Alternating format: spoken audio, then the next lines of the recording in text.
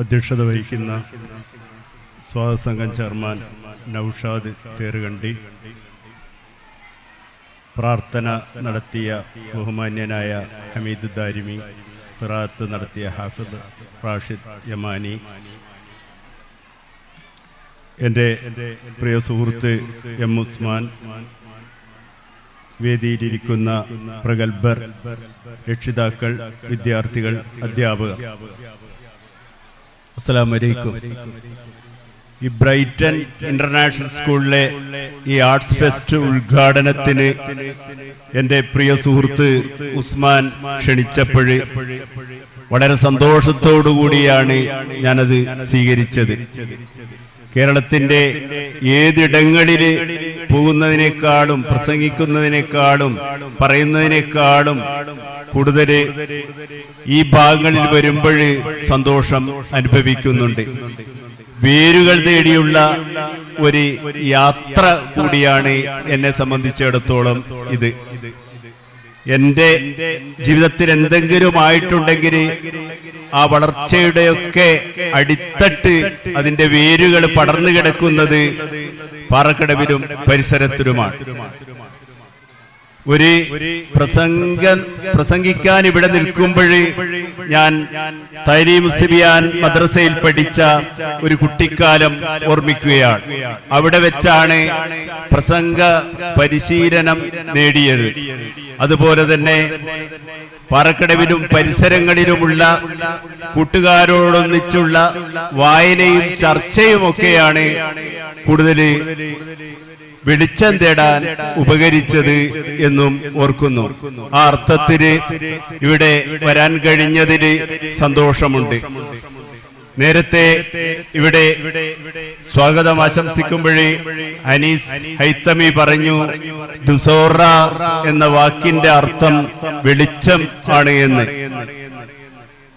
ഒരു ലാറ്റിൻ പദമായ ദുസോയും ഓറയും കൂടി ചേർന്ന് വെളിച്ചമെന്ന അർത്ഥത്തിൽ, എല്ലാ അർത്ഥത്തിലും ഇരുളാണ്ടുപോയ ഒരു ലോകത്തിലാണ് നമ്മൾ ജീവിക്കുന്നത്. കവിയുടെ ഭാഷയിൽ പറഞ്ഞാൽ, അടുത്തു നിന്നീട് മനുജനെപ്പോലും തടഞ്ഞു വീഴുമാറിരുണ്ടുപോയി രംഗമെന്ന് പറയുന്ന സമസ്ത മേഖലകളിലും ഇരുൾ നിറഞ്ഞ ഒരു കാലത്ത് ഈ ആർട്സ് ഫെസ്റ്റിന് വെളിച്ചം എന്ന പേര് കൊടുത്തത് എന്തുകൊണ്ടും ഉചിതമായി. കാരണം വെളിച്ചം പ്രസരിപ്പിക്കുന്നവരാണ് നിങ്ങൾ. വിദ്യാഭ്യാസ രംഗത്ത് കുട്ടികളെ ധാർമ്മികമായി വളർത്തിയെടുക്കുന്നതിലൊക്കെ ഇരുട്ടില് ഒരു പ്രകാശത്തിന്റെ കൈത്തിരി കാണുന്നത് പോലെ നന്മയുടെ വെളിച്ചം പ്രസരിപ്പിക്കുന്നവരാണ് നിങ്ങൾ. അതുകൊണ്ട് തന്നെ ഈ സ്ഥാപനത്തെ കുറിച്ചും എന്നോട് ഉസ്മാൻ പറയുകയുണ്ടായി. അതുകൊണ്ട് തന്നെ ഏറ്റവും ഉചിതമായ ഒരു പേരാണ് ഇതിന് നിങ്ങൾ നൽകിയത്, വെളിച്ചം എന്ന പേര്. നമ്മുടെ കുട്ടികൾക്ക് നന്മയുടെ വെളിച്ചം പകർത്താൻ, കൂടുതൽ പടർത്താൻ ഇത് ഉപകരിക്കട്ടെ എന്നാണ് എൻ്റെ പ്രാർത്ഥന. അതുപോലെ തന്നെ വേദികൾക്ക് ഫലസ്തീന്റെ പേരുകള്, ഗസയെന്നും മറ്റും പേരുകളിട്ടതും വളരെ ഉചിതമാണ്. ഇന്ന് നമ്മൾ ഇവിടെ ഇരിക്കുമ്പോൾ ലോകത്തിന്റെ നാനാഭാഗങ്ങളിലും, പ്രത്യേകിച്ച് യൂറോപ്യൻ രാജ്യങ്ങളിലൊക്കെ വലിയ പ്രതിഷേധങ്ങൾ നടന്നുകൊണ്ടിരിക്കുന്ന ഒരു സമയമാണിത്. നിങ്ങൾക്കറിയാം, ലോകത്തിലെ ഇന്ന് ജീവിച്ചിരിക്കുന്ന ഏറ്റവും വലിയ ഭീകരന്റെ പേര് ബെഞ്ചമിൻ നെതന്യാഹു എന്നാണ്. അമേരിക്കയുടെ ഒത്താശയോടുകൂടി ഗസയിലെ കുഞ്ഞുങ്ങളെ ഒന്നൊന്നായി കുരുതി കൊടുക്കുന്ന ആ ഒരു സാമ്രാജ്യത്വത്തിന്റെയും സൈനിസത്തിന്റെയും കൂട്ടായത്നമാണ് നമ്മൾക്ക് കാണാൻ കഴിയുന്നത്. പക്ഷേ എന്നും ഒന്നും ഒരുപോലെ ആയിരിക്കില്ല. ചരിത്രം ഇവിടെ അവസാനിക്കുന്നുമില്ല. മരണത്തോടെ എല്ലാം അവസാനിച്ചിട്ടില്ല എന്നും മരണത്തെ ഭയമില്ലെന്നും പ്രഖ്യാപിക്കുന്ന ഒരു ജനതയെ കീഴ്പ്പെടുത്താൻ ലോകത്തുള്ള ആയുധങ്ങൾക്കൊന്നും കഴിയുകയില്ല എന്നുള്ളത് ഒരു ചരിത്ര സത്യമാണ്. നമ്മൾ വിശ്വസിക്കുന്നത്, ഞാൻ വിശ്വസിക്കുന്നത് അന്തിമ വിജയം ഫലസ്തീനായിരിക്കുമെന്നാണ്. ഇതിനെക്കുറിച്ച് പറയുമ്പോഴെനിക്ക് വ്യക്തിപരമായി മറ്റൊന്ന് പറയാനുള്ളത്, മലയാളത്തിൽ ആദ്യമായി ഫലസ്തീന്റെ പശ്ചാത്തലത്തില് ഫലസ്തീന്റെ പോരാട്ടവും ചരിത്രവും വിഷയമായിക്കൊണ്ട് ഒരു നോവൽ എഴുതിയത് ഞാനാണ്. 2014 ഇറങ്ങിയ ഇടിമിന്നലുകളുടെ പ്രണയം. അതിനെക്കുറിച്ച് അൽ ജദീദ് തുടങ്ങിയ ലണ്ടനിൽ നിന്നൊക്കെ വരുന്ന അറബി പത്രങ്ങളിലൊക്കെ വന്നിട്ടുണ്ട്. ഇന്നും അവിടെ പോരാട്ടം തുടരുകയാണ്. ഈ കഴുകന്മാർ സമാധാനം മേരെ പ്രഖ്യാപിക്കുന്നുണ്ടെങ്കിലും എന്നേക്കുമായൊരു സമാധാനം അവിടെ പുലരുമോ എന്ന് സൈനിസവും സാമ്രാജ്യത്വവും കൈകോർക്കുന്ന ഈ ലോകത്ത് നമ്മൾക്ക് ആശങ്കയുണ്ട്. അതുകൊണ്ടാണ് ഐക്യരാഷ്ട്രസഭയിൽ ഈ ഭീകരൻ പ്രസംഗിക്കാൻ വന്നപ്പോൾ 120 രാഷ്ട്രത്തലവന്മാർ കൂക്കുവിളിച്ചുകൊണ്ട് ആ പ്രസംഗം ബഹിഷ്കരിച്ചത്. ലോകം മുഴുവൻ ഈ കിരാതമായ ഭീകരവൃത്തിക്കെതിരെ ഒന്നിച്ച് ശബ്ദമുയർത്തുകയാണ്. പക്ഷേ ഏറ്റവും സങ്കടകരമായ ഒരു കാര്യം, നമ്മുടെ കേരളത്തിൽ പോലും പതുക്കെ ഈ സയനിസത്തിന്, ഫാഷിസത്തിനൊക്കെ ആരാധകർ ഉണ്ടായി വരുന്നു എന്നുള്ളതാണ്. നിങ്ങൾക്കറിയാം, കുറച്ച് ആഴ്ചകൾക്ക് മുമ്പ് കേരളത്തിലെ പ്രമുഖയായ ഒരു നിരൂപക എം ലീലാവതി ടീച്ചർ ആയിരക്കണക്കിന് ശിഷ്യന്മാരെ വാർത്തെടുത്ത, മലയാളം ആദരിക്കുന്ന എം ലീലാവതി ടീച്ചർ അവരുടെ ജന്മദിനത്തിന് പത്രക്കാരോട് പറഞ്ഞു, ഗസയിലെ കുഞ്ഞുങ്ങള് പട്ടിണി കിടക്കുമ്പോൾ എനിക്ക് ഭക്ഷണം ഇറങ്ങുകയില്ല എന്ന് പറഞ്ഞതിന് അവരെ പരിഹസിച്ച് സോഷ്യൽ മീഡിയയിൽ സൈബർ ആക്രമണം നടത്തിയവർ കൂടിയാണ് കേരളീയർ എന്നുള്ളത് മറ്റൊരു വശമാണ്. ഏതായിരുന്നാലും മനുഷ്യ മനസ്സാക്ഷിയുള്ളവർ ഗസയിലെ ഈ കുഞ്ഞുങ്ങളുടെ കൂടെ പൊരുതുന്ന ഫലസ്തീന്റെ കൂടെ ആയിരിക്കും. അല്ലെങ്കിൽ നമ്മൾ മനുഷ്യരെന്ന പദത്തിന് അർത്ഥമില്ലാത്തവരായിരിക്കും.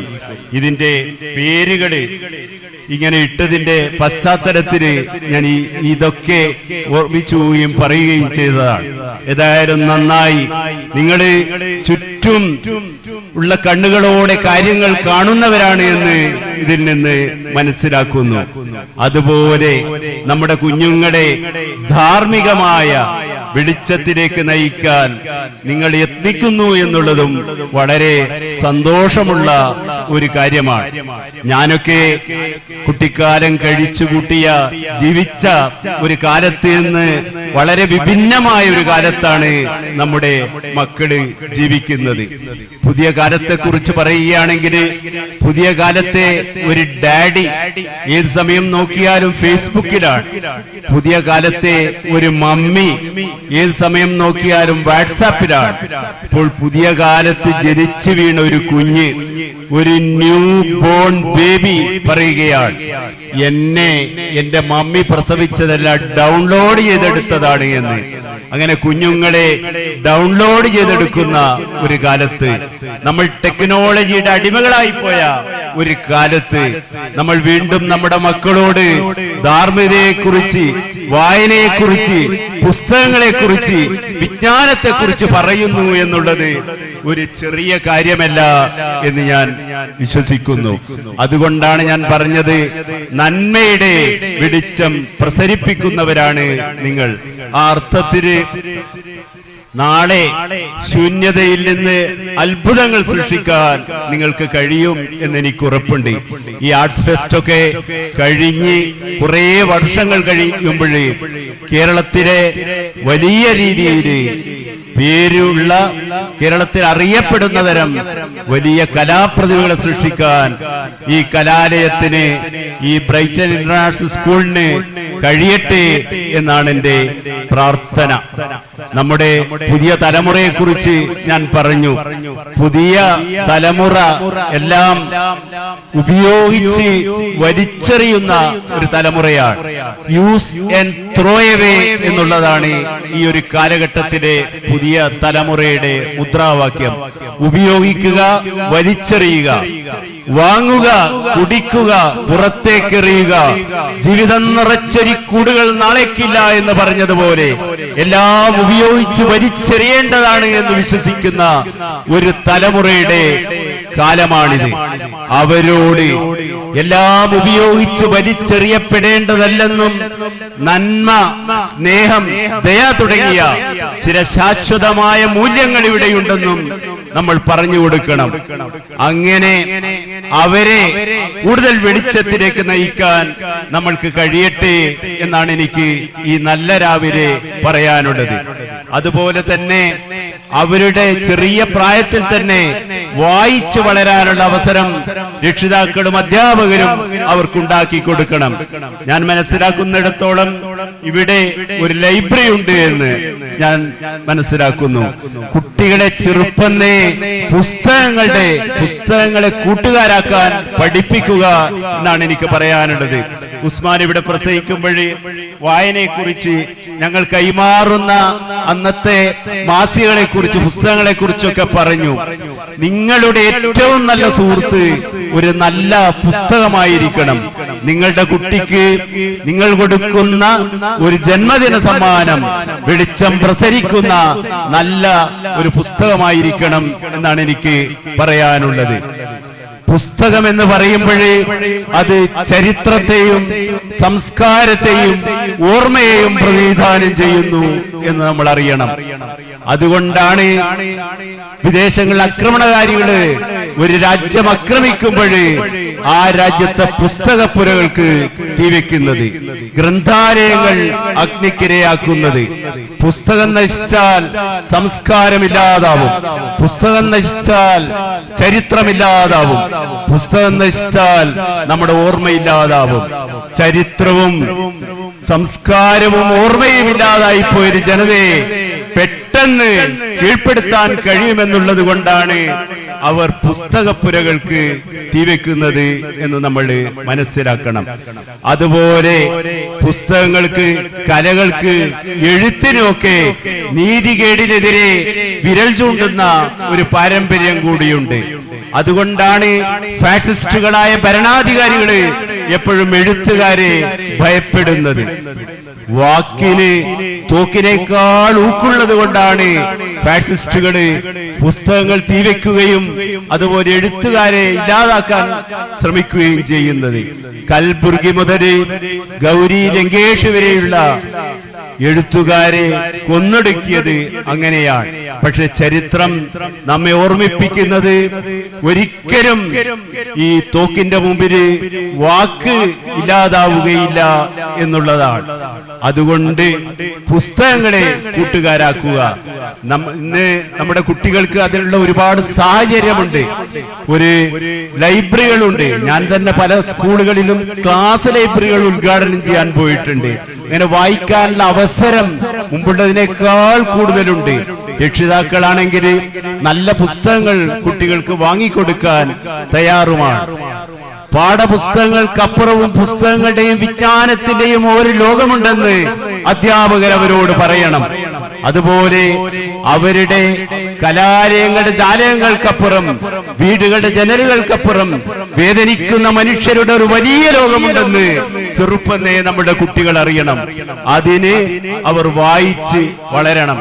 നേരത്തെ ഞാൻ പറഞ്ഞതുപോലെ അതിനുള്ള സാഹചര്യമുണ്ടെങ്കിലും നമ്മുടെ എത്ര കുട്ടികള് മൊബൈലിൽ ഒടുങ്ങിപ്പോകാതെ പുസ്തക വായനയിലേക്ക് തിരിയുന്നുണ്ട് എന്ന് രക്ഷിതാക്കളും അധ്യാപകരും ശ്രദ്ധിക്കണം.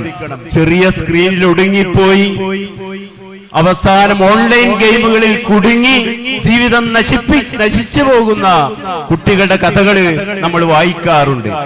അങ്ങനെയുള്ള കുട്ടികളെ നേർവഴിക്ക് തിരിച്ചുവിടാൻ, അവരെ വായനയിലേക്ക് തിരിച്ചുവിടുക എന്നാണ് എനിക്ക് പറയാനുള്ളത്.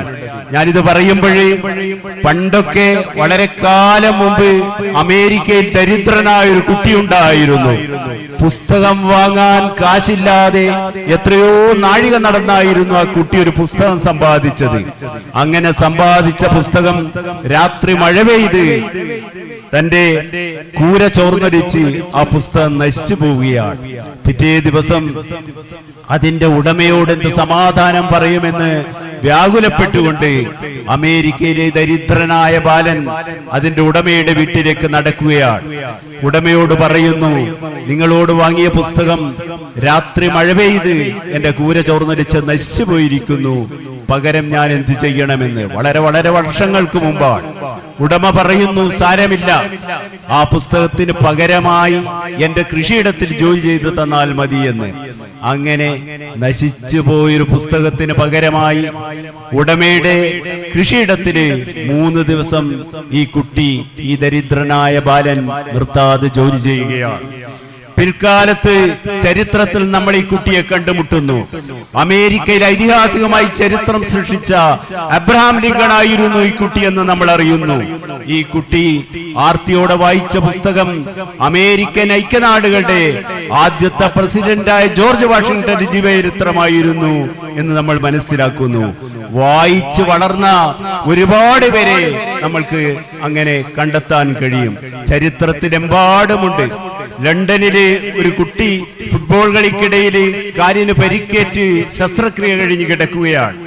ഈ കുട്ടി ഡോക്ടർമാരോടും നഴ്സുമാരോടും ചോദിക്കുന്നത് പുസ്തകമാണ്. ഇത്ര തടിച്ച പുസ്തകം ഇത്ര വേഗം വായിച്ചു കഴിഞ്ഞോ എന്ന് ഡോക്ടർമാരും നഴ്സുമാരും അത്ഭുതപ്പെടുകയാണ്. പക്ഷെ ഈ കുട്ടി വേദന മറക്കുന്നത് വായനയിലൂടെയാണ്. ചരിത്രത്തിന് നമ്മൾ ഈ കുട്ടിയെയും കണ്ടുമുട്ടുന്നു. 70ഓളം പുസ്തകങ്ങൾ എഴുതിയ വിശ്വപ്രസിദ്ധനായ H.G. വെൽസ് ആയിരുന്നു ഈ കുട്ടി എന്ന് നമ്മൾ അറിയുന്നു. ഇങ്ങനെ ഒരുപാട് പേരുടെ ചരിത്രം നമ്മുടെ മുന്നിലുണ്ട്. നോം ചോംസ്കി എന്നൊരാളെ കുറിച്ച് നിങ്ങൾ കേട്ടിട്ടുണ്ടായിരിക്കും. ഇന്ന് അമേരിക്കയിൽ ജീവിക്കുന്ന വന്ധ്യവയോധികനായ ബഹുമുഖ പ്രതിഭയുടെ പേരാണ് നോം ചോംസ്കി. ഈ നോം ചോംസ്കി അമേരിക്ക ഇറാഖിന് മേൽ കിരാതമായ രീതിയിൽ അക്രമഴിച്ചു വിട്ടപ്പോൾ, അതുപോലെ തന്നെ ഫലസ്തീനികളെ കൊന്നൊടുക്കാൻ ഇസ്രായേലിന് സഹായം നൽകിയപ്പോൾ സിംഹത്തിന്റെ മടയിൽ നിന്നുകൊണ്ട് തന്നെ ഇത് കാട്ടാളത്തമാണ് ഈ രാജ്യം കാണിക്കുന്നത് എന്ന് വിളിച്ചു പറയാൻ ധൈര്യം കാണിച്ച വലിയ ലോകമാതിരിക്കുന്ന ബുദ്ധിജീവിയുടെ പേരാണ് നോം ചോംസ്കി. ബഹുമുഖ പ്രതിഭയായ ആ നോം ചോംസ്കിയുടെ കുട്ടിക്കാലത്തെ കുറിച്ച് ഒരു ചരിത്രമുണ്ട്. നോം ചോംസ്കി ചെറിയ കുട്ടിയായിരുന്നപ്പോഴേ അദ്ദേഹത്തിന്റെ ഒരു പിതാവിന്റെ സുഹൃത്ത് അദ്ദേഹത്തിന്റെ വീട്ടിലേക്ക് വരികയാണ്. അദ്ദേഹം കാണുന്ന കാഴ്ച നിറയെ വലിയ പുസ്തകങ്ങൾ അടുക്കി വെച്ച ഷെൽഫിനരികെ ഈ നോം ചോംസ്കി എന്ന കുട്ടി ഇങ്ങനെ നിൽക്കുന്നതാണ്. പാതി പരിഹാസത്തോടെ പിതാവിന്റെ സുഹൃത്ത് ചോദിക്കുന്നു, ഓ ഇതൊക്കെ നീ വായിച്ചു കഴിഞ്ഞതായിരിക്കുമെന്ന്. ഒട്ടും കൂസാതെ ആ കുട്ടി പറയുന്നു, ഇതിൽ പാതിയും ഞാൻ വായിച്ചു കഴിഞ്ഞിട്ടുണ്ട് എന്ന്. അങ്ങനെ ചെറുപ്പത്തെ ആർജിച്ച വിജ്ഞാനത്തിന്റെ ബലത്തിലാണ് ഒരു സാമ്രാജ്യത്വത്തെ പോലും വെല്ലുവിളിക്കാനുള്ള പിൽക്കാലത്ത് ധൈര്യം അദ്ദേഹം ആർജിച്ചെടുത്തത് എന്ന് നമ്മൾ മനസ്സിലാക്കണം. കലക്ക്, സാഹിത്യത്തിന് ഒക്കെ ഫാഷത്തിനെതിരെ നിൽക്കുന്ന, തിന്മയ്ക്കെതിരെ നിൽക്കുന്ന ഒരു മുഖം കൂടിയുണ്ട് എന്ന് നമ്മൾ മനസ്സിലാക്കണം. അതുകൊണ്ടാണ് ഈ ഫലസ്തീനില് ഗസയിലേക്ക് സഹായവുമായി കുറെ കപ്പലുകൾ പോയപ്പോൾ അവിടെ മനുഷ്യാവകാശ പ്രവർത്തകരോടൊപ്പം അതിൽ കലാകാരന്മാരും എഴുത്തുകാരും ഉണ്ടായിരുന്നു. മരണമാണ് ഞങ്ങൾ ഇതിനേക്കാൾ ഇഷ്ടപ്പെടുന്നത് ഈ കുഞ്ഞുങ്ങളെ കൊന്നൊടുക്കുന്നതിനേക്കാൾ എന്ന് പറഞ്ഞ്. കാരണം എഴുത്തിന്, സാഹിത്യത്തിന്, കലയ്ക്ക് ഒക്കെ ഈ ഫാഷത്തിനെതിരെ, തിന്മയ്ക്കെതിരെ, ദാർഷ്ട്യത്തിനെതിരെ ഉയരുന്ന ഒരു ചൂണ്ടുവിരലുണ്ട് എന്ന് നമ്മൾ മനസ്സിലാക്കണം. ഇന്ത്യ കണ്ട ഏറ്റവും വലിയ ധീരയായ എഴുത്തുകാരി, ഈ ഫാഷത്തിനെ തുടർന്നെടുക്കുന്ന അരുന്ധതി റോയ് മുതൽ നമ്മുടെ മുന്നിൽ ഉദാഹരണമുണ്ട്.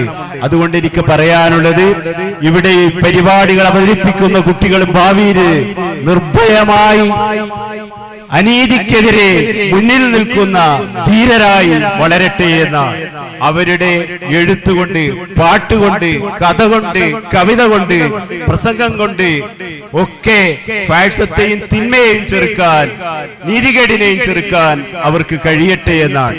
ഞാൻ ഏറെ നീട്ടുന്നില്ല. ഈ നല്ല രാവിലെ ഒരു വലിയ പ്രസംഗം ചെയ്യുക എന്ന് വെച്ചാൽ ഇവിടെ കുട്ടികൾ അക്ഷമരായി അവരുടെ പരിപാടികൾ നടത്താൻ കാത്തിരിക്കുന്നുണ്ട്. അത് കാണാനാണ് രക്ഷിതാക്കൾ വന്നത് എന്നും എനിക്കറിയാം. അതുകൊണ്ട് തന്നെ ഞാൻ ഏറെയൊന്നും പറയുന്നില്ല. ഈ സ്ഥാപനത്തിൽ വരാൻ കഴിഞ്ഞതിന്, ഇവിടെ നിങ്ങളോട് 2 വാക്ക് പറയാൻ കഴിഞ്ഞതിന്, പരിപാടിയിൽ പങ്കെടുക്കാൻ കഴിഞ്ഞതിന്, ഈ നാടിന്റെ വെളിച്ചമായി മാറുന്ന ഈ സ്ഥാപനത്തിന്റെ പരിപാടിയിൽ പങ്കെടുക്കാൻ കഴിഞ്ഞതിലുള്ള സന്തോഷം പങ്കുവെച്ചുകൊണ്ട് ഇത് ഉദ്ഘാടനം ചെയ്തതായി അറിയിക്കുന്നു.